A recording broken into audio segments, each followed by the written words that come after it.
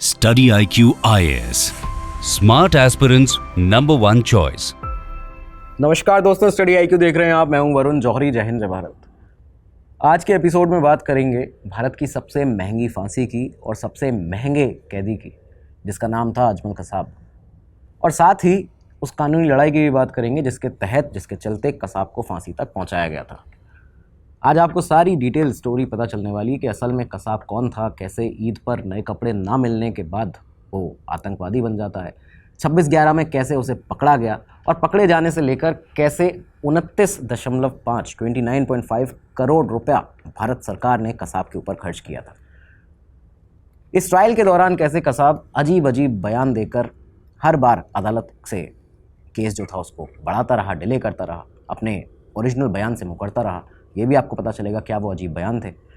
Court में कसाब ने कैसे 26/11 हमले पर एक बहुत बड़ी बात कह दी थी कि जब उसने कहा था कि 26/11 हमले के दरअसल 20 दिन पहले ही मुझे मुंबई पुलिस ने पकड़ लिया था।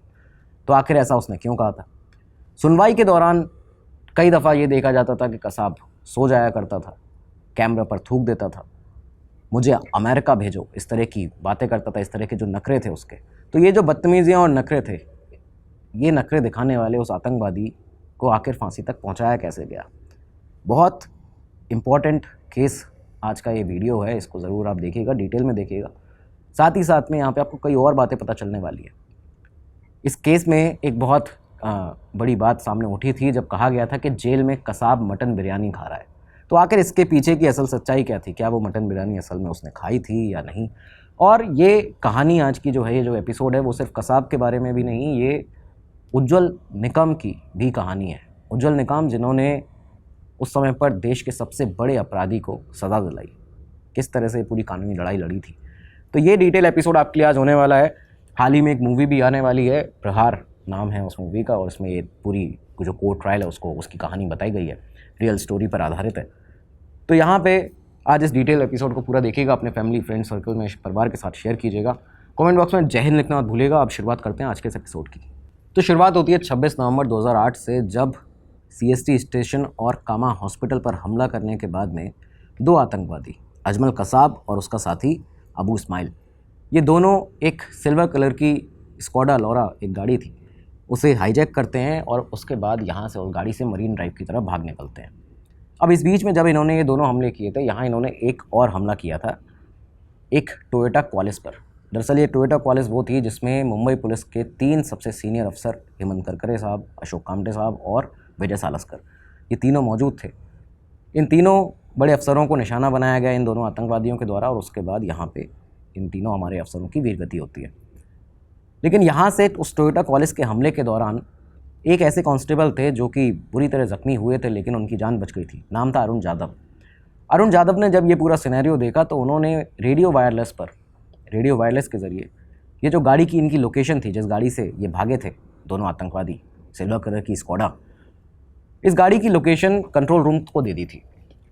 अब ये जो क्रूशियल इंटेल था, जो इनपुट था, मैसेज था, वो मिलता है जब DB नगर पुलिस स्टेशन को।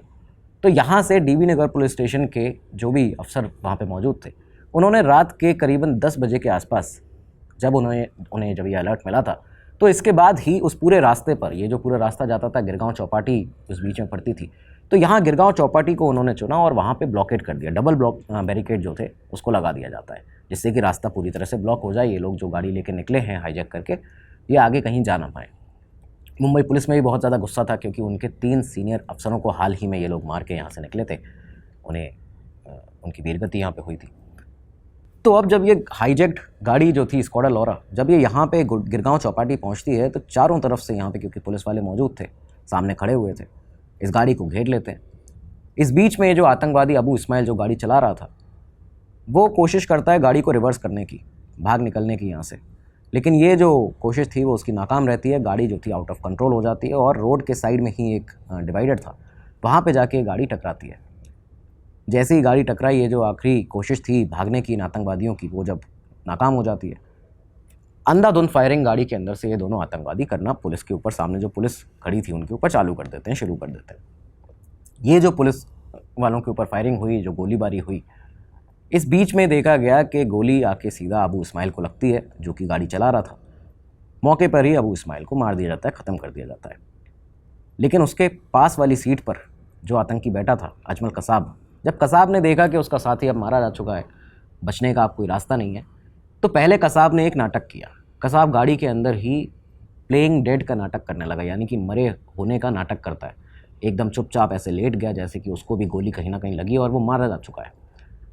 ये वो पूरा नाटक कर रहा था जिससे कि उसके आसपास जैसे ये पुलिस वाले आते हैं तो उन पर हमला कर सके, या उसको मरा समझने के बाद में कहीं ऐसी जगह ले जाया जाए जहाँ से वो भाग सके। तो जो भी उसके दिमाग में उस समय चला हो। लेकिन इसी वक्त उसी गिरगांव चौपाटी पर, उस नाकाबंदी पर तैनात थे assistant sub inspector ASI Tukaram Omle ji. Omle साहब ने यहाँ पे अदम्य साहस दिखाते हुए, अदम्य साहस का परिचय देते हुए सीधा उस गाड़ी की तरफ बढ़ते हैं जिसमें कसाब और अबू इस्माइल थे। कसाब की तरफ बढ़े और अचानक से उन्होंने उस गाड़ी का जो हैंडल था, जो उसका गेट था, उसको खोला बिना डरे, जबकि उनके पास सिर्फ एक लाठी थी, सिर्फ एक डंडा था जो उनके पास में था। गाड़ी का गेट खोलते हैं और अचानक से जब उन्होंने देखा, उन्हें कुछ हलचल समझ में आई कि कसाब ये जो है ये नाटक कर रहा है, ये मरा नहीं है। जैसे ही उन्होंने देखा कसाब को कि ये हिल रहा है, अचानक कसाब उनकी तरफ अपनी AK-47 की नली कर देता है, यानी AK-47 की जो उसका पूरा गोली थी वो उनकी तरफ मारने के लिए प्रयास करता है। तुकाराम ओमले उसे इस तरह से पकड़ते हैं कि वो जो AK-47 थी वो उनके पेट पर और उनके सीने पर कम से कम 12 गोलियां चला देती है। यानी कि कसाब ने यहाँ 12 गोलियां उस दौरान में तुकाराम ओमले को मारी। मौके पर ही तुकाराम ओमले गिर जाते हैं, लेकिन इस बीच में उन्होंने अपने साहस का परिचय दिखाते हुए कसाब को पकड़ लिया था। मौके पर वहाँ पे जितने और बाकी पुलिस अफसर मौजूद थे, उन्होंने ये देखते हुए कसाब को यहाँ पकड़ा। उसके बाद में जिंदा धर दबोचा गया था एक तरह से अजमल कसाब को, इस सबसे बड़े आतंकवादी को। ये जो पूरा इंसिडेंट रहा, कसाब का जो अरेस्ट हुआ, कसाब के अरेस्ट के तुरंत बाद अब इसको यहाँ से पकड़ के नायर हॉस्पिटल ले जाया जाता है। नायर हॉस्पिटल ले जाने के बाद में कसाब इस समय पर भी नाटक लगातार देता रहा। उसने क्या किया था दरअसल यहाँ पे कि वो बेहोशी का नाटक कर रहा था। इस तरह से दिखा रहा था कि वो बहुत ज़्यादा गंभीर रूप से घायल है, जिससे कि उसे पुलिस जो है डायरेक्ट पूछताछ ना उससे करे या फिर वो डिले करता रहे, क्योंकि पकड़ा तो अब गया है। तो उसने यहाँ पे बेहोशी का नाटक किया। लेकिन जब यहाँ जो डॉक्टर्स थे उन्होंने चेकअप किया, चेकअप करने के बाद डॉक्टर्स ने ये देखा कि कसाब की सांस जो है वो भी पूरी तरह नॉर्मल चल रही है, कोई भी गोली जो है वो उसके शरीर पर लगी नहीं है। और ये देखते हुए जैसे ही डॉक्टर ने बताया पास में खड़े पुलिस वाले को कि कसाब पूरी तरह से नॉर्मल, आप इससे पूछताछ कर सकते हैं, तो यहाँ कसाब डर जाता है और रोने लगता है। पुलिस के सामने गिड़गिड़ाते हुए कसाब डॉक्टर से और पुलिस वालों से ये कहता है कि मुझे सलाइन चढ़ा दो, जिससे कि मैं मरना नहीं चाहता, मुझे सलाइन चढ़ा दो, मुझे ग्लूकोज चढ़ा दो, मैं यहाँ पे मरना नहीं चाहता हूँ। और आप देख सकते हैं कि कुछ ही मिनट पहले, इनफैक्ट आधे घंटे पहले ही यही वो आतंकवादी था जिसने सैकड़ों निर्दोषों की हत्या की थी और अब यहाँ पे अपनी जान की, अपनी जीवन की भीख मांग रहा था। कसाब का जिंदा पकड़ा जाना इस पूरे टेरर प्लॉट का सबसे बड़ा टर्निंग पॉइंट साबित हुआ, क्योंकि आप देखिए कि मुंबई पुलिस के उस समय जो क्राइम ब्रांच के जॉइंट कमिश्नर थे राकेश मारिया, उन्होंने इस पूरे सेंसिटिव केस की, क्योंकि उन्हें इन्वेस्टिगेशन दी गई थी, उन्होंने बाद में जो अपना मेमोयर लिखा है जिसका नाम है लेट मी से इट नाउ, उस किताब में उन्होंने ये लिखा है, उजागर किया है कि अगर कसाब को ज़िंदा ना पकड़ा जाता तो इस पूरे अटैक को हिंदू टेरर दिखाने की एक बहुत बड़ी साजिश पाकिस्तान ने रच रखी थी। इस तरह से इस प्रोजेक्ट को पाकिस्तान प्लान कर सकता था, क्योंकि सबूत इस तरह से मिले थे कि कसाब की कलाई पर एक कलावा बंधा हुआ था। उसके पास एक फेक आइडेंटिटी कार्ड भी मिला था जिसमें उसका नाम समीर दिनेश चौधरी लिखा गया था और एड्रेस लिखा गया था। ये बाकायदा बताया गया था कि इसने अपना जो PG कॉलेज का ये स्टूडेंट है हैदराबाद के अरुणोदय डिग्री कॉलेज की, उसके पास पूरी मार्कशीट वगैरह ये सब बताई गई कि डॉक्यूमेंट उसके मिले हैं, PG कॉलेज का स्टूडेंट है, बेंगलोर के टीचर्स कॉलोनी में रहता है। इस तरह के दस्तावेज उसके पास से उसके बैग में दिखाए गए थे। हाथ पे कलावा बांधा गया था जिससे कि पता चल सके कि कसाब जो है वो कोई हिंदू है और ये हिंदू टेरर है। कसाब को अगर वहाँ मार दिया जाता उस दिन, तो आप ये सोचिए कि मीडिया में जब ये खबरें निकलती, जियोपॉलिटिकल ग्लोबल वर्ल्ड लेवल पर सर्कल में जो बात फैलाई जाती पाकिस्तान के द्वारा, वो ये फैलाई जाती कि ये जो हमला था ये किसी कट्टरपंथी हिंदू संगठन ने किया है। तो ये राकेश मारिया साहब खुद बताते हैं कि एक बहुत बड़ा एडवांटेज था भारत के लिए कि कसाब को ज़िंदा पकड़ा गया। अब इंटेरोगेशन की बारी आई। इंटेरोगेशन के दौरान जब कसाब से पूछा गया कि आखिर कौन है क्या है, तो उसने अपनी असली आइडेंटिटी उगली। उसने अपनी असली पहचान बताई। उसने बताया और साफ तौर पर पहले ही कन्फेशन में कसाब ने इंटरोगेशन के दौरान बता दिया था पुलिस को, मुंबई पुलिस को, कि वो एक पाकिस्तानी है, पाकिस्तान के पंजाब प्रोविंस के ओकारा डिस्ट्रिक्ट के फरीदकोट गांव में रहता है। एग्जैक्ट गांव तक का उसने नाम यहाँ बताया कि उसकी माँ का नाम नूर इलाही है, पिता जो है उनका नाम मोहम्मद अमीर है। घर जो है वो बहुत ज़्यादा गरीबी की स्थिति में है, क्योंकि पिता जो हैं वो नमकीन का ठेला जो है वो चलाते हैं। परिवार में काफ़ी सारे लोग हैं, उसके भाई बहन भी हैं सारे। और हुआ ये दरअसल उसके साथ में कि 2005 में जब वो अपने घर को उसने छोड़ दिया था, क्योंकि 2005 में ईद के मौके पर नए कपड़े उसको घर वालों ने नहीं दिलाए, और इस कारण से वो अपने घर से झगड़ा करके यहाँ से निकल जाता है, घर से भाग जाता है। कसाब ने आगे ये बताया कि जब वो घर से भागा था झगड़ा करने के बाद, तो लाहौर चला गया। वहाँ पे उसने आर्म्ड रॉबरी करना शुरू किया, छोटे छोटे क्राइम करने शुरू किए, और यही करते करते करीबन 1.5 साल निकलता है। 21 दिसंबर 2007 को रावलपिंडी के राजा बाज़ार में, जो राजा बाज़ार वहाँ पे है, वहाँ पे कुछ हथियार खरीदने के लिए कसाब का जाना हुआ, और इसी दौरान वहाँ पे एक पैम्पलेट एक व्यक्ति बांट रहा था जो कि लश्कर तैयबा से ताल्लुक़ रखता था, और तब उस व्यक्ति से कसाब का संपर्क होता है। यही वो पॉइंट था 21 दिसंबर 2007 जब कसाब पहली दफ़ा लश्कर तैयबा के कांटेक्ट में आता है। ये पूरी बात उसने स्टेटमेंट अपना दर्ज कराया था पहली इंटरोगेशन में। इसके बाद उसने बताया कि जो उसके हालात थे, घर के गरीबी थी, उसके पास पैसे नहीं थे, ब्रेन वॉश किया गया, तो यहीं से कसाब ने जो जिहाद था उसके लिए साइन अप कर लिया, मतलब कि जिहाद में चला जाता है। इसके बाद कसाब कहता है कि एलईटी का जो कमांडर था ज़की उर रहमान लकवी ने उसके परिवार को 1.5 लाख रुपए देने का वादा किया। इसके बाद कसाब को 24 और बाकी जो आतंकवादी थे उनके साथ मुजफ्फराबाद भेजा जाता है। मुजफ्फराबाद के पहाड़ों के कैंप में, पहाड़ों के बीच में एक कैंप है लश्कर तैयबा का, वहाँ पे मंगला डैम रिजर्वायर जो है उसके आसपास यहाँ इसकी पूरी ट्रेनिंग जो थी वो कराई गई। जीपीएस ट्रेनिंग कराई गई, मॉडर्न आर्म्स चलाने की ट्रेनिंग कराई गई। तो ये जो पूरी ट्रेनिंग थी वो यहाँ पे कराई जाती है। ये पूरा बयान था जो कि कसाब यहाँ अपना पकड़े जाने के बाद दे चुका था। अब खैर कसाब यहाँ पकड़ा गया, इंटरोगेशन हो गया, उसने अपना पूरा कबूलनामा दिया, लेकिन इसके बाद अब बात थी कि आखिर इसे सुरक्षित रखना बहुत ज़्यादा ज़रूरी है, क्योंकि ये ट्रायल पूरी लंबी चलेगी, और ट्रायल भारत में चाहे आतंकवादी हो उसकी भी चलाई जाती है, बाकायदा उसको लॉयर दिया जाता है, वकील दिया जाता है। तो कसाब को सुरक्षित रखना, उसकी ट्रायल चलाना एक बहुत बड़ी चुनौती बन गया भारत सरकार के लिए, क्योंकि इस बात का पूरा डर था, पूरा ये ऐसे खबरें मिल रही थी कि पाकिस्तान के जो हैंडलर्स हैं, लश्कर तैयबा के जो लोग हैं, वो कहीं ना कहीं कसाब को मरवा सकते हैं, जिससे कि पाकिस्तान का नाम सामने ना आए, कसाब को ऐसा राज उनका ना उगल दे। तो इस वजह से कसाब की सिक्योरिटी को बहुत ज़्यादा टाइट किया जाता है। आर्थर रोड सेंट्रल जेल जो है वहाँ पे कसाब को रखा गया था, लेकिन उस दौरान जब कसाब को यहाँ रखा जाना था उसके लिए आर्थर रोड सेंट्रल जेल को एक specially designed high security cell में तब्दील किया जाता है। जो सेल बनाया गया था वो बुलेट और बॉम्ब प्रूफ बनाया गया, ना सिर्फ बुलेट प्रूफ, बॉम्ब प्रूफ भी सेल बनाया गया। आयरन प्लेट्स का यूज़ किया गया था, steel concrete, reinforced steel concrete का यूज़ किया गया था दीवारों में। इस तरह से एक जेल बनाई जाती है बॉम्ब और बुलेट प्रूफ। जेल का एक सेक्शन जो था वो स्पेशल कोर्ट के लिए था, यानी कि जेल के अंदर ही, आर्थर रोड सेंट्रल जेल के अंदर ही एक स्पेशल कोर्ट बनाई गई जहाँ पे कसाब की ट्रायल चलेगी, और कसाब का जो सेल था वो भी यहीं पे दूसरे सेक्शन में बनाया जाता है। इन दोनों सेक्शन के बीच में करीबन 20 फुट लंबा एक बॉम्ब और बुलेट प्रूफ टनल बनाया जाता है, यानी कि 20 फुट लंबा एक ऐसा टनल जिसमें से होते हुए कसाब जाएगा अपने जेल के सेल से उस कोर्ट तक जो जेल के अंदर बनाई गई है। इस टनल और सेल के निर्माण में, इसके कंस्ट्रक्शन में 250 मजदूरों को लगाया गया, लगातार जल्दी से जल्दी काम चलाया गया, और कुल जो खर्चा आया था उस समय पर वो था 2 करोड़ रुपए। 2 करोड़ रुपए सिर्फ उस सेल को बनाने में लगा जिसमें कसाब को रुकाया गया। इसके अलावा Indo Tibetan border police ITBP के 200 से 250 जवान कमांडोज जो थे उनको राउंड द क्लॉक लगाया गया। सुरक्षा में 24 घंटे वो लोग तैनात रहते थे। जितने साल ये केस चला है तब तक ये जवान वहाँ तैनात रहे हैं। जेल के अंदर की सिक्योरिटी का माहौल भी बहुत ज़्यादा सेंसिटिव था इस समय पर, क्योंकि आप देखिए कि आर्थर रोड सेंट्रल जेल वही है जहाँ पे छोटा शकील के कई सारे गुर्गे बंद थे, अरुण गवली उस समय पर, डीके राव, ये जो बड़े बड़े अंडरवर्ल्ड डॉन रहे हैं ये सब बंद थे। साथ ही साथ मालेगांव ब्लास्ट के कुछ अक्यूज थे वो भी यहाँ पे कैदी थे। तो कोई भी बड़ा बवाल जो है, कोई भी बड़ी एक हत्या उस समय पर हो सकती थी इस जेल के अंदर। तो इस वजह से भी यहाँ पे सिक्योरिटी का इंतज़ाम बहुत टाइट रखा गया था। कुल मिला के कसाब की सिक्योरिटी, उसके खाने, उसके पहनने ओढ़ने, दवाइयों पर जो सरकार ने 4 साल में, जो 4 साल ये पूरी ट्रायल चली, कुल जो खर्चा किया था उसकी कीमत थी 29.5 करोड़ रुपए, और कई अकाउंट्स में अलग अलग जगह पर 29.5 यानी 30 करोड़ रुपए से 40 करोड़ 41 करोड़ रुपए तक बताया जाता है कि सरकार ने कसाब के ऊपर खर्च किया। इसी वजह से उसको सबसे महंगा, सबसे बड़ा अपराधी कहते हैं भारत का।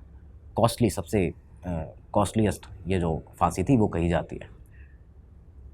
ये सारा चीज़ें जब यहाँ पे हुई, इसके बाद आर्थर रोड जेल एक इस तरह की जगह बन चुका था जहाँ पे जेल के आसपास सैंड बंकर्स बनाए गए, टनल्स बनाए गए। जो आसपास लोग रहते थे उनके लिए पास इशू किए गए थे। आप सोचिए कि जेल जो है उसके आसपास कई सारे रेसिडेंशियल जो जगह थी, जहाँ पे बिल्डिंग्स थी, जो लोग वहाँ पे रहते थे 4 साल तक उनको इस तरह की मुश्किलों का सामना करना पड़ा है इस एक आतंकवादी की वजह से, कि उन्हें अपने घर जाने के लिए, कहीं बाहर जा रहे हैं, आ रहे हैं, दिन भर की कितनी चीज़ें होती हैं, 4 साल उन्हें पासेस दिखाने पड़ते थे हर बार, हर एक चेक पॉइंट पर, कि वो असल में यहाँ पे रहते हैं, कहीं कोई बाहर का नहीं है आदमी या कोई हमले के इरादे से नहीं आया है। तो ये सारी चीज़ें भी इस केस में लगातार चलती हैं।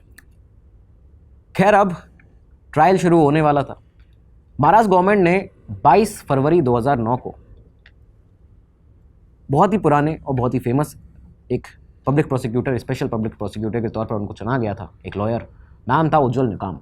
उनको इस केस के लिए अपॉइंट किया महाराष्ट्र सरकार ने अपनी तरफ से।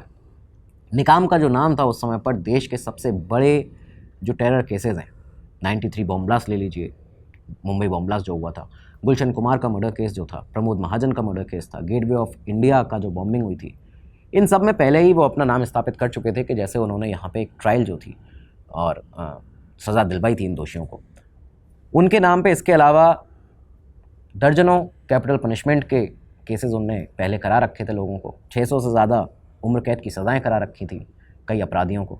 तो इस वजह से वो काफ़ी ज़्यादा फेमस थे। केस मिलते ही उज्ज्वल निकाम अब इस केस पे जब लगे तो उनके सामने सबसे बड़ी जो परेशानी थी, सबसे बड़ी एक बताया जाता है कि सबसे पहली और बड़ी जो टकराव था उनका, वो प्रशासन के ही अंदर के एक व्यक्ति से हुआ था। उन्होंने बाद में ये सामने जो चीज़ आती है, ये बताया जाता है कि एक बहुत ही ज़्यादा बड़े लेवल के अफसर थे जिन्होंने निकाम को ये सलाह दी थी कि कसाब पर सिर्फ CST स्टेशन पे और कामा हॉस्पिटल पे जो हमले उसने किए हैं उसका मुकदमा चलाया जाए, क्योंकि इन्हीं 2 जगहों पर वो डायरेक्टली प्रेजेंट भी था। सबूत भी हमारे पास बाकायदा सारे हैं, गोली चलाते हुए उसको देखा जा सकता है। और दरअसल इन ऑफिसर ने ऐसा कुछ जो इनका मानना था ये करने का, वो इस वजह से था कि वो ऐसा नहीं कि कसाब को बचाना चाहते थे, वो चाहते थे कि जल्दी से जल्दी उसे फांसी हो, जल्दी से जल्दी उसे सज़ा मिले। इन ऑफिसर का ये मानना था कि बाकी जगहों के अगर केसेस को आप क्लब करेंगे, क्योंकि बहुत बड़ा आतंकी हमला था, कई अलग अलग केसेस थे, तो उनका मानना था अगर बाकी केसेस को आप क्लब करते हो तो ट्रायल जो है बहुत लंबा चलेगा, कानूनी दाव पेच हैं वो आप जानते हैं कि पेचीदा हो सकते हैं, और क्या पता कसाब को सज़ा भी ना हो। लेकिन यहाँ उज्ज्वल निकाम ने प्रपोज़ल को रिजेक्ट कर दिया। उन्होंने आपत्ति जताई और ये कहा, अपना तर्क देते हुए ये कहा कि अगर सिर्फ CST और कामा हॉस्पिटल के जो केसेस हैं, चुनिंदा केसेस के तरीके से अगर इस केस को चलाया जाएगा तो 26/11 के पीछे की जो बहुत बड़ी साजिश है, एक बहुत बड़ी कॉन्स्पिरेसी पाकिस्तान की, उसका पर्दाफाश ही नहीं हो पाएगा। पाकिस्तान किस तरह से भारत के सरकार के खिलाफ एक प्रॉक्सी वॉर छेड़ना यहाँ चाहता था, ये हम सिद्ध नहीं कर पाएंगे। तो निकाम ने यहाँ पे, उज्ज्वल निकाम ने कंटिन्यूस लड़ाई लड़ने के लिए और जीतने के लिए इसको करीबन 12 ऐसे केसेस थे अलग अलग जिनको क्लब करने का फैसला किया, जिससे कि section 121 IPC waging war against India के तहत पूरी साजिश जो है उसको अदालत के सामने रखा जाए, बुनियाद बनाया जाए। तो अब 25 फरवरी 2009 को मुंबई पुलिस क्राइम ब्रांच ने अपनी 11,000 पन्नों की एक चार्जशीट जो थी वो यहाँ पे दाखिल की।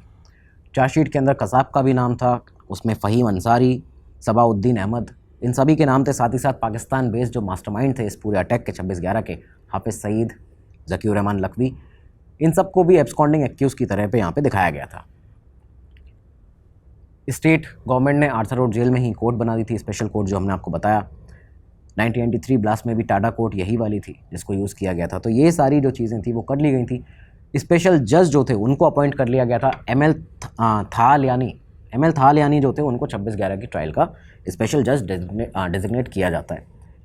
एम पूरा क्लियर था इस ट्रायल चलाने का कि भाई स्पीडी ट्रायल हो, बहुत ही तेज़ जल्दी ये ट्रायल ख़त्म की जाए, टफेस्ट से टफेस्ट जो सख्त पनिशमेंट है, सज़ा है, वो दी जाए, और स्ट्रिक्टली लॉ के अंडर ही ये सज़ा हो। मतलब कि पूरी कानूनी प्रक्रिया चलानी है। लेकिन ये सब क्यों किया जा रहा था? ये इसलिए किया जा रहा था, दरअसल देखिए कि भारत के कानूनी ढांचे में जो फेयर ट्रायल है, इक्वल डिफेंस जो है, वो एक बुनियादी ढांचा है, मतलब एक संवैधानिक अधिकार है, बुनियादी संवैधानिक अधिकार है। चाहे कोई आतंकवादी हो, चाहे कोई बहुत बड़ा मुजरिम हो, क्रिमिनल हो, सभी को हक मिलता है कि उसकी जो ट्रायल है वो बाकायदा चलाई जाएगी। कसाब के केस में तो आप देखिए कि सैकड़ों हज़ारों लोगों ने देखा था उसको गोलियां चलाते हुए, उसने चलाई हैं गोलियां लोगों के सामने, लोगों को, निर्दोषों को मारा है। लेकिन फिर भी यहाँ पे भारत के अंदर भारत ने सिद्ध किया इस केस में कि हम उस आतंकवादी को भी, जिसने हमारे यहाँ आके इस तरह की हरकत की है, उसको भी अपने कॉन्स्टिट्यूशन के दायरे में रहकर बुनियादी संवैधानिक अधिकार उसको जो है वो देते हैं फेयर ट्रायल का। तो ये यहाँ पे भारत ने सिद्ध किया था। लेकिन अब ये बात जो है वो सुनने में और समझने में, लिखित में बहुत अच्छी लगती है, पर जब सामने बात आई कि भाई कसाब के मामले में भी पूरी तरह से फेयर ट्रायल करना है और ट्रायल चलेगी, लंबी चलेगी, तो यहाँ कसाब के मामले में ये अधिकार देना ही उसे सबसे बड़ी कानूनी मुश्किल बनता हुआ दिखाई दिया। हुआ क्या कि बॉम्बे बार एसोसिएशन के करीबन 1000 से ज़्यादा लॉयर्स थे जिन्होंने एक अपना संगठित रिजोल्यूशन ऐसा पास किया और ये कहा कि कोई भी मेंबर जो है बॉम्बे बार एसोसिएशन का, कोई भी वकील जो है वो कसाब का केस लड़ेगा ही नहीं। इसके अलावा कई सारे ऐसे लॉयर्स थे जिन्होंने कसाब का, जिनके कहा गया कि कसाब का केस आप लड़ें, तो उनके घर के बाहर देखा गया कि कई सारे राष्ट्रवादी संगठन थे जिन्होंने उन लॉयर्स के घरों के ऊपर पथराव किए। तो कोई लॉयर सामने आना नहीं चाहता था।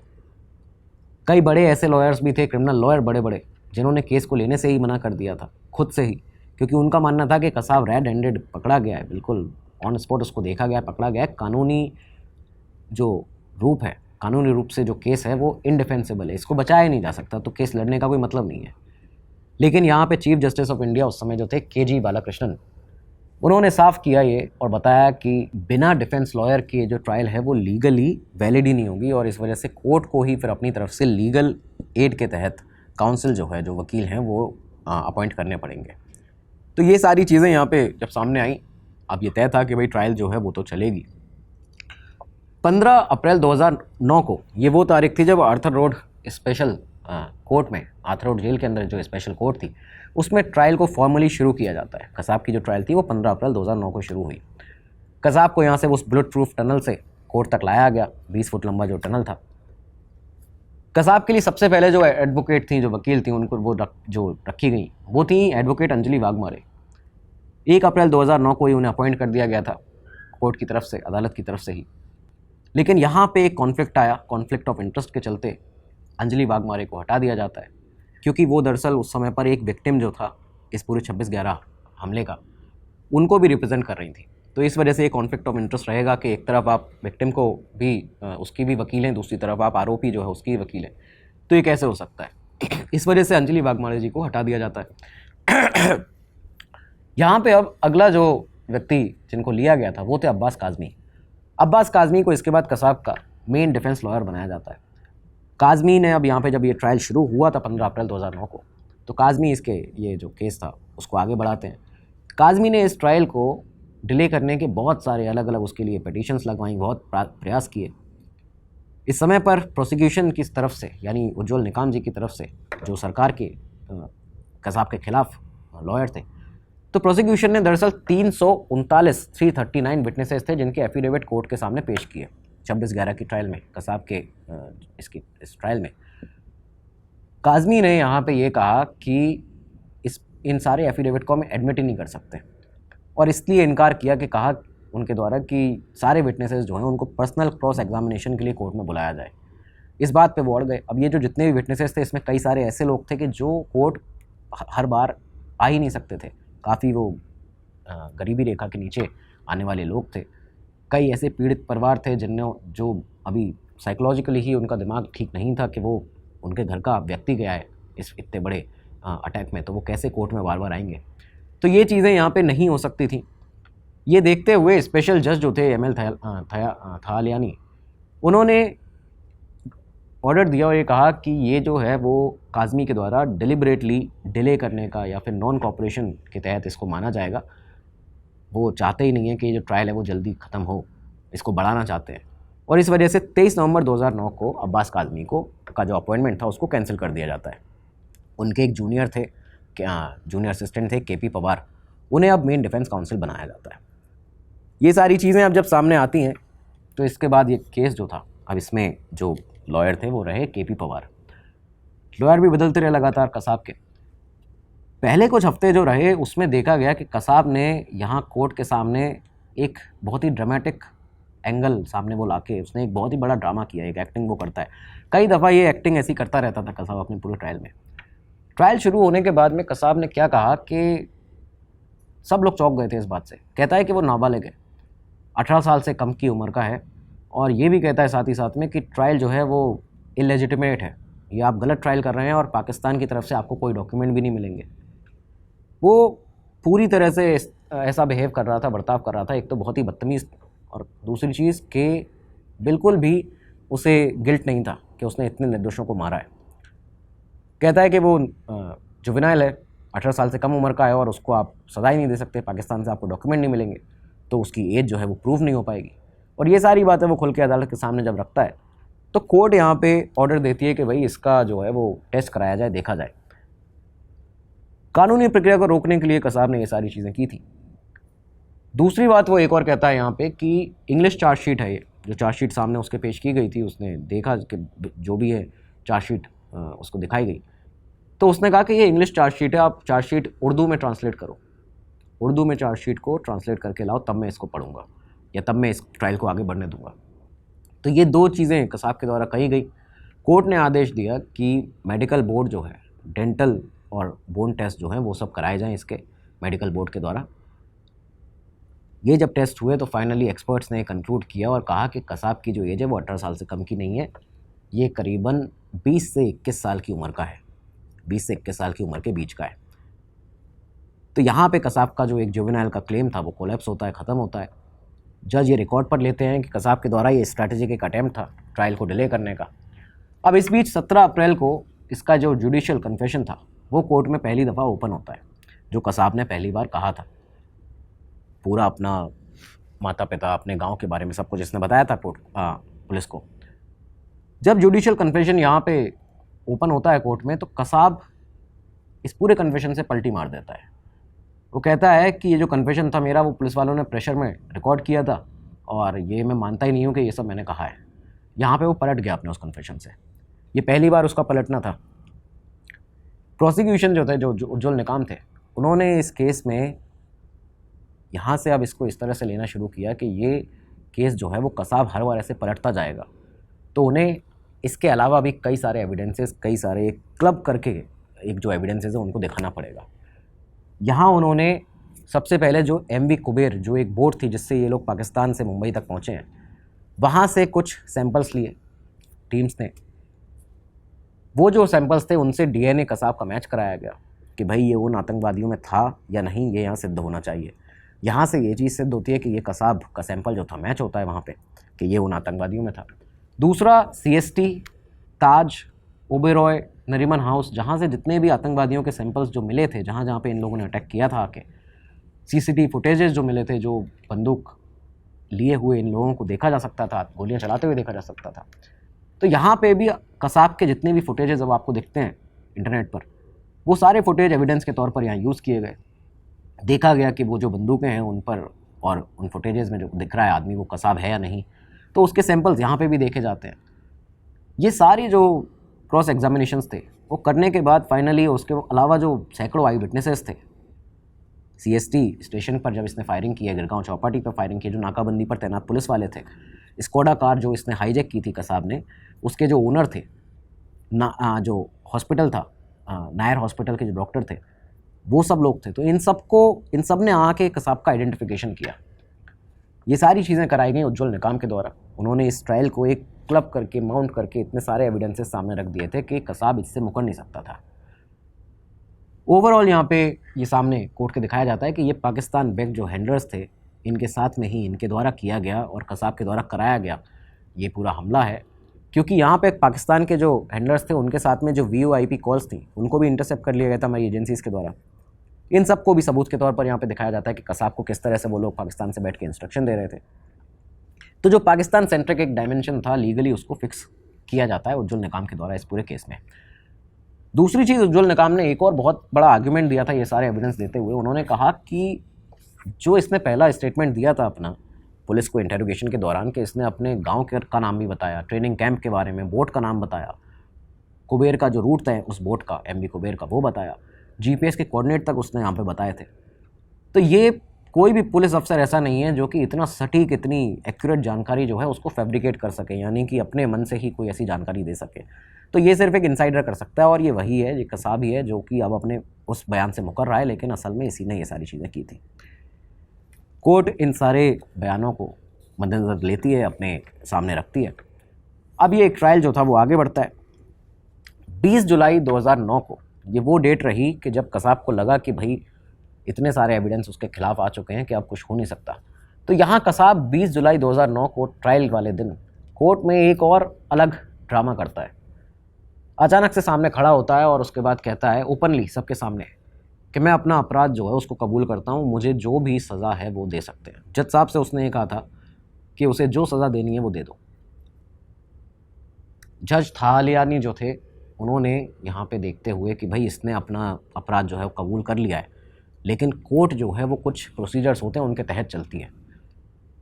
कोर्ट ने यहाँ पे डिसाइड किया कि सिर्फ गिल्टी प्ली जो है उसके बेसिस पर ट्रायल को ख़त्म नहीं किया जा सकता, और उसके बाद कोर्ट ने, चाहे कसाब कोर्ट में खड़ा होकर मान रहा है कि उसने ये सब किया है, लेकिन सिर्फ उसके बेसिस पर इस ट्रायल को कंक्लूड नहीं किया जा सकता। इस वजह से उन्होंने उज्ज्वल निकाम को, जो प्रोसिक्यूशन के स्पेशल प्रोसिक्यूटर थे, उनको ये कहा कि आप फुल एविडेंस जो हैं उनको आपको लीड करना होगा ताकि हम सारे रिकॉर्ड्स कंप्लीट कर पाएँ। यानी अभी इस ट्रायल में थोड़ा और समय लगेगा, आप पूरे एविडेंसेस और जो भी ला सकते हैं वो सब भी लाइए।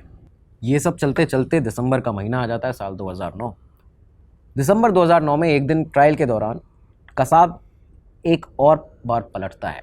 अब इस बार उसने एक और नाटक किया, और ये इस बार जो उसने नाटक किया था बाकायदा एक बड़ा स्टेटमेंट उसने दिया। दरअसल जब फाइनल स्टेटमेंट दिसंबर 2009 में उसका रिकॉर्ड हो रहा था एक दिन, तो कसाब कहता है कि दरअसल वो तो समझौता एक्सप्रेस से दिल्ली आया था, फिर यहाँ से मुंबई गया, मुंबई में उसने एक पिक्चर देखी, उसके बाद इस आतंकवादी हमले के 20 दिन पहले ही ये सारा कुछ उसने किया है। जिस दिन वो पिक्चर देख के निकला तो यहाँ जुहू चौपाटी से 20 दिन पहले ही 26/11 हमले के, यानी कि 6 नवंबर की वो बात कर रहा था। कहता है कि 6 नवंबर को ही मुझे गिरगांव, ये जो जुहू चौपाटी है, वहाँ से मुंबई पुलिस ने पकड़ लिया था। जज जो थे, जज थालियानी, उन्होंने कोर्ट रूम में इस पूरे कसाब के गलत, एक बिल्कुल झूठे मक्कार स्टेटमेंट को पूरी तरह से डिसमेंटल खुद किया। इस बार जज साहब ने खुद इसके पूरे स्टेटमेंट को डिसमेंटल किया। उन्होंने कहा कि ये जो मैप रीडिंग्स, तमाम सारी जो कोऑर्डिनेट्स तुमने बताए हैं, ये सब कुछ एविडेंस से मैच कर रहा है, तुम यहाँ पे दिख रहे हो, इसके बावजूद तुम ये जो झूठ बोल रहे हो, तो शर्म आनी चाहिए। इसकी जो पूरी एक्टिंग थी वो वहाँ पर जज साहब ने ही ख़त्म कर दी थी। इस दौरान कई दफ़ा ये देखा जाता था, कसाब ओवरऑल ये समझ चुका था कि भाई वो बच नहीं सकता है ये तमाम सारी एक्टिंग और झूठ बोल के। कोर्ट रूम में उसका बिहेवियर कई दफ़ा ऐसा दिखाया जाता था और देखा जाता था कि कई दफ़ा तो वो बहुत ज़्यादा शांत दिखता, कई बार अजीब अजीब नखरे करता, झूठ बोलता। एक बार की बात है कि जब सुनवाई के दौरान उसने उज्ज्वल निकाम के जो आर्गूमेंट्स थे, जब वो अपने आर्गूमेंट रख रहे थे, तो कसाब डॉक में ही, वो जो कटघरा था उसमें ही सो जाता है। एक तरफ वकील उसके खिलाफ सारे आर्गूमेंट रख रहे हैं अदालत में, और वो वहाँ पे सो गया। मुकदमा चल रहा है, देश का सबसे बड़ा केस चल रहा है। दूसरी तरफ ये देखा गया कि एक हाईकोर्ट की अपील के दौरान में ही वीडियो कॉन्फ्रेंसिंग जब चल रही थी, बाद में आगे जाके जब ये केस हाईकोर्ट में गया, तो उस समय जो वीडियो कॉन्फ्रेंसिंग चल रही थी, तो उस समय पर कसाब ने कैमरा जो था उस पर ही थूक दिया, चिल्लाते हुए कहता है कि मुझे अमेरिका भेजो, मुझे तुम यहाँ नहीं रख सकते, मुझे अमेरिका भेजा जाए, वहाँ से मैं डिसाइड करूँगा मुझे कहाँ जाना है। इस तरह के अलग अलग बयान वो इस तरह की बदतमीज़ी करता रहता था, और कई सारे जजेस, लगातार वकील उसको ये बताते थे, उसको समझाते थे कि ये जो तुम बदतमीज़ी करते हो, तुम्हें तमीज़ से रहना पड़ेगा, ये अदालत है, ये पाकिस्तान नहीं है जहाँ तुम कुछ भी कर सकते हो, कोई भी बदतमीज़ी कर सकते हो। तो खैर ये सब चीज़ें हर बार उसको बताई गई। इस दौरान में ये भी देखा जाता था कि कसाब कभी कभी उज्ज्वल निकाम को, क्योंकि उनके उस दबदबे को, उनके नाम को देखते हुए उन्हें बादशाह कह के बुलाता था, यानी कि जो उसके खिलाफ उसके लॉयर हैं उज्ज्वल निकाम जो है कसाब के लॉयर, उन्हें वो बादशाह कहकर बुलाता था। ये ऐसी कई सारी चीज़ें यहाँ इस पूरे ट्रायल में चलती रहीं।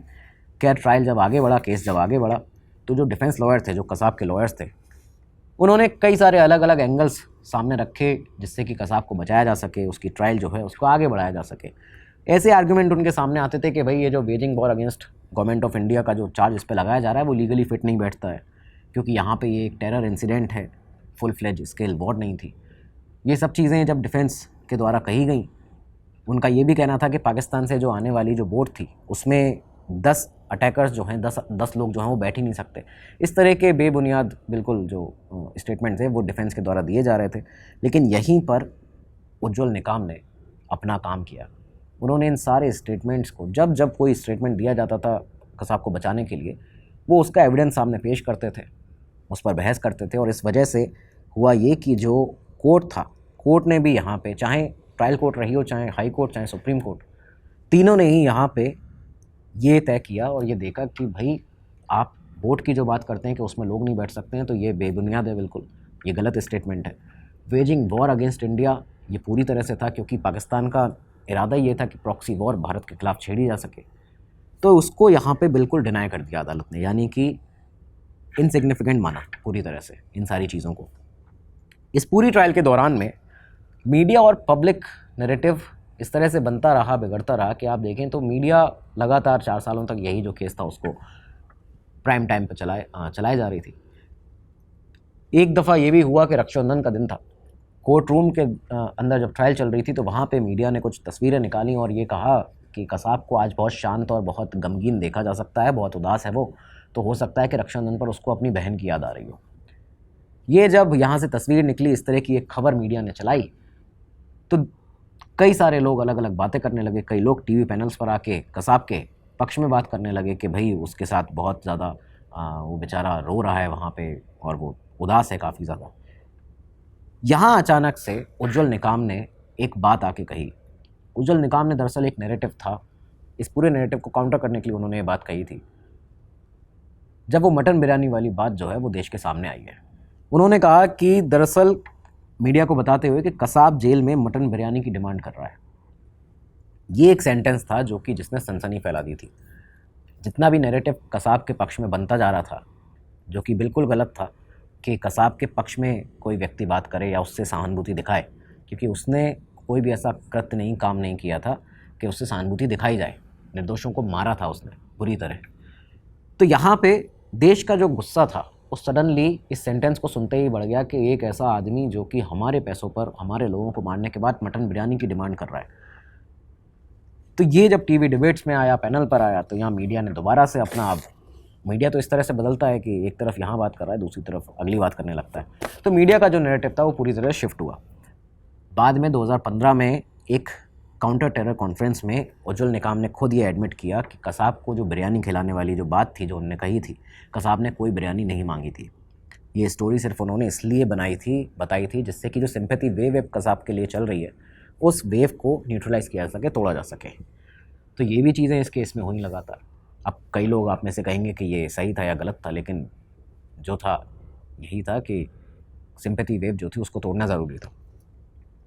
खैर, ये केस आगे बढ़ते बढ़ते अगला साल आ गया 2010। 3 मई को स्पेशल जज ML थालियानी ने अपना 1552 पेज का एक हिस्टोरिक जजमेंट सुनाया।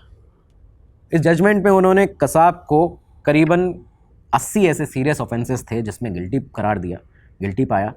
कोर्ट ने नोट किया कि कसाब के दिमाग में, उसके बिहेवियर में कोई भी गिल्ट नहीं है, वो बिल्कुल भी शर्मिंदा नहीं है अपनी उस हरकत पे जो उसने की है, जो उसने इतनी ब्रूटैलिटी दिखाई है, कैजुअलिटीज़ जो हुई हैं। हमारे ATS के जो ऑफिसर्स थे, 3 मुंबई पुलिस के सीनियर अफसर, उनकी जो शहादत हुई है वो इसने ही उन पर गोलियां चलाई। तो ये सब इस केस को एक रेयरेस्ट ऑफ रेयर केस बनाते हैं। और यहाँ पे कसाब को मल्टीपल डेथ काउंट्स दिए गए, मतलब कि multiple death sentences plus fine उस पर लगाया गया। कई सारे ऐसे केसेस थे जिसमें उसको लाइफ इम्प्रिजनमेंट दी गई। कई ऐसे केसेस थे जिसमें अलग अलग तरह की सज़ाएं थीं। तो उन सबको क्लब करके, क्योंकि ये पूरे 12 केसेस टोटल क्लब थे, तो इसमें टोटल 80 ऐसे सीरियस ऑफेंसेस थे जिसमें उसे गिल्टी पाया जाता है। बाकी 2 और लोग जिनको उसके साथ में ही चार्जशीट में जिनका नाम था, फ़हीम अंसारी और सबाउद्दीन अहमद, इन दोनों को एविडेंसेस के अभाव में यहाँ पे रिहा कर दिया जाता है, बरी कर दिया जाता है। तो इस तरह से ये सब चीज़ें यहाँ पे चली। लेकिन इसके बाद ये सिद्ध हो चुका था कि जो गिल्टी करार है वो दे दिया गया है, कसाब को गिल्टी मान लिया गया है। अब कसाब जाता है बॉम्बे हाई कोर्ट। मतलब आप देखिए कि जो एक आम आरोपी होता है भारत में उस किसी भी क्राइम का, जो सारी चीज़ें उसे मिलती हैं वही एक ऐसे आतंकवादी को मिली जो कि पाकिस्तान से आ रहा है, यहाँ पे सैकड़ों निर्दोषों की उसने हत्या की है, सबसे बड़ा आतंकी हमला किया है, उसको भी भारत ने वही फेयर ट्रायल दी है। बॉम्बे हाईकोर्ट गया कसाब अब 18 अक्टूबर 2010 को। कसाब ने यहाँ अपील की, उसके जो डिफेंस लॉयर्स थे वो उसका पक्ष रखते रहे, लेकिन यहाँ प्रोसिक्यूशन ने, उज्जुल निकाम साहब ने खुद ये पूरा आर्ग्यूमेंट किया और बाकायदा यहाँ पे जस्टिफाई किया कि कैसे 19 नवंबर के आसपास उन्होंने जस्टिफाई किया था, जब उन्होंने कहा था कि वेजिंग वॉर अगेंस्ट इंडिया का ये जो चार्ज है ये बिल्कुल इसके ऊपर लागू होना चाहिए, क्योंकि इसने इस तरह का जो एविडेंसेस है वो सारी चीज़ें उन्होंने दिखाते हुए यहाँ पे इसे प्रूफ किया था। तो वो जो आर्गूमेंट है 9 नवंबर या 19 नवंबर का माफ़ कीजिएगा, वो बहुत ज़्यादा फेमस हुआ था, क्योंकि यहाँ पे ही उन्होंने वो शायद जो मूवी आने वाली है उसमें भी डिटेल में उसको दिखाया जाएगा। तो खैर ये सारी चीज़ें जब यहाँ चली, बॉम्बे हाई कोर्ट ने इसको माना। 21 फरवरी 2011 आ गया था ये, आप देखिए कि 4 महीने यहाँ पे भी निकल गए बॉम्बे हाई कोर्ट में। बॉम्बे हाई कोर्ट ने भी कसाब की जो डेथ सेंटेंस थी उसको कंफर्म कर दिया। कसाब अब इसके बाद बॉम्बे हाई कोर्ट से सुप्रीम कोर्ट जाता है। सुप्रीम कोर्ट गया, यहाँ पे जो सीनियर एडवोकेट्स थे वो उसके लिए अपीयर होते हैं। ट्रायल की फेयरनेस के ऊपर बात उठाई उन एडवोकेट्स ने कसाब की तरफ से कि ट्रायल की फेयरनेस सही नहीं है भाई, उसको स्टार्टिंग से एक लॉयर नहीं दिया गया था जब उसको रखा गया था जेल में शुरुआत में। तो यहाँ पे कोर्ट ने बताया कि भाई लीगल एड उसको शुरुआत से ही दे दिया गया था और ये सारी चीज़ें दी गई हैं। कन्फेशन जो है उसके वो मुकर्ता खुद से ही रहा है कन्फेशन से, और उसके बाद में वेजिंग वॉर का जो चार्ज है वो भी उसके ऊपर लागू होता है। सुप्रीम कोर्ट में भी ये सारे आर्गूमेंट चले।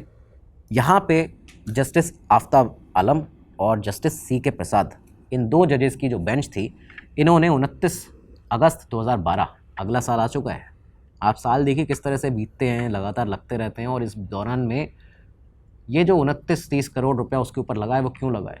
क्योंकि यहाँ से वहाँ, वहाँ से वहाँ, ये जो अदालतों के दौर चलते रहे, समय बीतता रहा, सुनवाइयाँ चलती रहीं, तो इन सब में ही ये पैसा जो है वो खर्च हुआ है देश की जनता का। 29 अगस्त 2012 को फाइनली जजमेंट अपना डिलीवर करती है सुप्रीम कोर्ट, और उसके बाद में ये लिखती है कि फाइनल जो ऑफेंस है वेजिंग वॉर अगेंस्ट इंडिया, ये फैक्ट इतने ज़्यादा ग्रेव हैं कि सुप्रीम कोर्ट ने अपना एक स्टेटमेंट दिया था कि we are left with no option but to uphold the sentence. यानी कि हमारे पास में कोई और चारा ही नहीं है। हम देख रहे हैं कि जो एविडेंसेस हैं वो इतने ज़्यादा बाकायदा प्रूव्ड हैं, सामने है कि कसाब ही था जिसने ये सब कुछ किया है, और उसको वो बच ही नहीं सकता इस चीज़ से।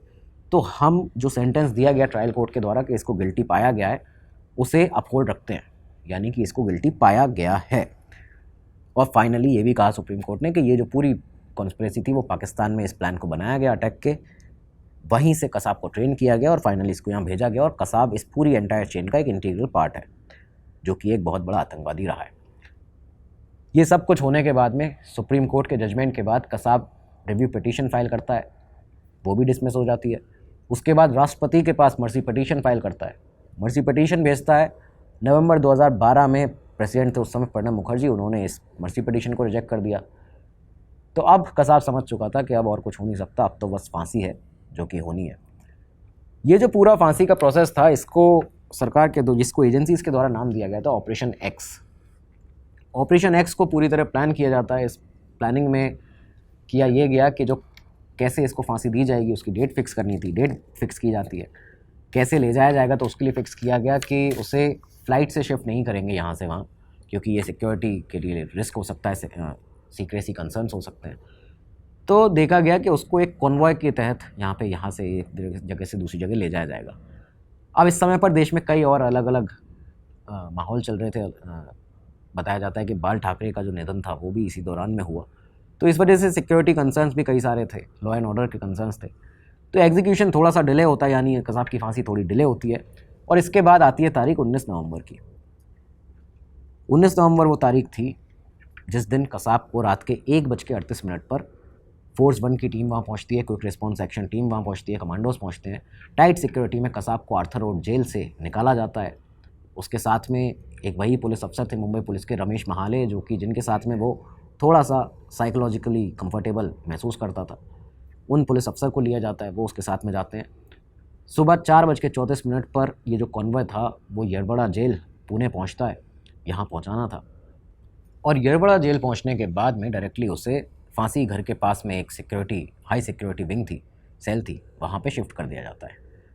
इस बीच में कसाब के लिए जो पूरा एक मेडिकल चेकअप होता है वो सब कराया जाता है। मेडिकल चेकअप जब हुआ तो पता चला कि डॉक्टर्स ने जो उसका वेट लिया 52.5 kg उसका वेट आया था, 52.5 kg।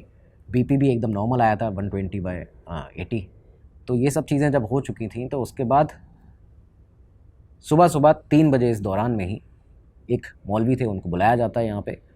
कसाब ने इस दौरान उन मौलवी से भी ज़्यादा बातचीत नहीं की, चुपचाप वो अपनी नमाज़ अदा करता है। 6 बजे उसकी एक इच्छा थी, जो आखिरी इच्छा उसकी पूछी गई, तो आखिरी इच्छा थी उसकी टमाटर खाने की। तो एक टमाटर से भरी हुई टोकरी उसके सामने ला के रखी जाती है, लेकिन वो उसमें सिर्फ 2 टमाटर लेता है, एक खाता है और एक को अपने पास रख लेता है। सुबह 7:20 के आसपास बताया जाता है कि उसे फांसी का जो फंदा था वहाँ तक लाया जब गया। जेल सुपरिटेंडेंट योगेश देसाई जो थे, पहले ही अपना पूरा डमी ट्रायल कंप्लीट कर चुके थे कि फांसी बाकायदा लगनी चाहिए, क्योंकि ये प्रोसेस दुनिया की नज़र, पूरे देश की नज़र इस पे है। फाइनली कसाब के हाथ पैर बांधे जाते हैं, गले में फंदा डाला जाता है और उसके बाद आखिरी वो मोमेंट जो था उस पर कसाब, जो अब तक बहुत शांत दिख रहा था, फाइनली उस मोमेंट पर टूटता है। रोते रोते उसके जो अंतिम शब्द थे, बताए जाते हैं उसने जो अंतिम शब्द कहे कसाब ने, वो थे कि अल्लाह कसम माफ़ करना, ऐसी गलती दोबारा नहीं होगी। और इसके बाद ठीक 7:30 पर 7:30 बजे लीवर खींच दिया गया। लगभग 10 मिनट बाद डॉक्टर्स ने अजमल कसाब को डेड डिक्लेयर कर दिया था। यहाँ पे येरवड़ा जेल के अंदर ही कसाब को दफना दिया जाता है, और ये इसलिए किया गया था क्योंकि पाकिस्तान सरकार से जब भारत के एक्सटर्नल अफेयर्स मिनिस्ट्री ने जब पूछा था कि कसाब आपका सिटीज़न है, क्या आपको उसका शरीर चाहिए, क्या आपको उसकी बॉडी चाहिए, पाकिस्तान ने बॉडी क्लेम ही नहीं की। आप सोचिए कि एक लड़का जिसको ब्रेन वॉश किया गया, एक उसको आतंकवादी बनाया गया, भारत भेजा गया, वो 20-21 साल का लड़का, और उसे यहाँ पे आने के बाद में पाकिस्तान ने पूरी तरह से उससे हाथ खड़े कर लिए जब वो पकड़ा गया जाता है। यही ये सारे आतंकवादियों के साथ करते हैं। कसाब को उसकी सज़ा मिली, यहाँ पे उसे दफना दिया जाता है येरवड़ा जेल के अंदर ही। और इस पूरे एग्जीक्यूशन के बाद देवेंद्र भारती ने फाइनली, होम मिनिस्टर उस समय जो महाराष्ट्र के थे, आर पाटिल, उन्हें SMS के ज़रिए सूचना दी और ये कहा कि ऑपरेशन एक्स कंप्लीटेड सक्सेसफुली। तो दोस्तों, ये था Mohammad Ajmal Kasab versus state of Maharashtra case, और वो जजमेंट जो आज भी क्रिमिनल लॉ के अंदर, इंडियन क्रिमिनल लॉ के अंदर एक केस स्टडी बना हुआ है। जो लॉ के विद्यार्थी हैं उनको पढ़ाया जाता है, ये केस बताया जाता है इसके बारे में। बहुत ही डिटेल केस जो आज ये आपको बताया है, शुरू से अंत तक अगर आपने देखा है, बिल्कुल अपना कमेंट ज़रूर कीजिएगा, अपनी राय कमेंट बॉक्स में बताइएगा, जय हिंद ज़रूर लिखिएगा। और क्योंकि ये ऐसा केस था दोस्तों जिसमें भारत ने दिखाया था दुनिया को कि देखिए एक इस तरह के आतंकवादी को भी हम फेयर ट्रायल देते हैं, और दूसरी तरफ पाकिस्तान है जो कि अपने ही नागरिक को उसके शरीर को लेने से मना कर देता है। तो इस केस के बारे में आपकी क्या राय है ज़रूर बताइएगा कमेंट बॉक्स में। जय हिंद लिखना मत भूलना। अब अगले एपिसोड में मिलेंगे दोस्तों, तब तक के लिए दीजिए नमस्कार, धन्यवाद, जय हिंद, जय Bharat. Study IQ IAS. Smart aspirants' #1 choice.